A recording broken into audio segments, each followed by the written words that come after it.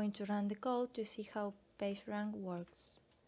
At first, I'm going to use the dataset inside Corpus 0.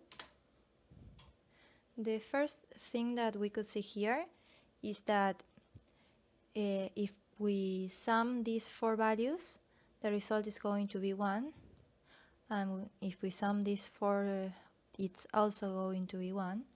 This is an expected value because all the sum of all probabilities should be 1. Another thing that we could see here is that the results from sampling and the results from iteration are almost the same. The difference is very small, I'm sorry. The last thing that I could say about this is that the page 2.html has the highest probability value. This is because if we see the data, we could see here that the page 2 is linked in the all three other pages. Is the page that has been linked at most times. If we see page 1, 3 and 4 are only linked once in another pages. So this is the reason why page 2 has the highest probability value. We could reach this page from almost every place.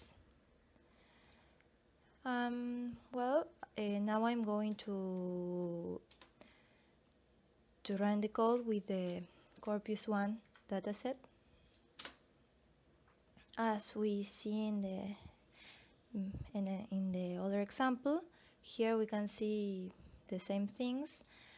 The sum of these all values is going to be 1, and the two results both are almost the same here as well. We have another last example. Is going to be with Corpus 2 dataset. Here in this example we can see here the same as before. The sum of these all values is going to be 1, and the results are almost the same. The difference is very small.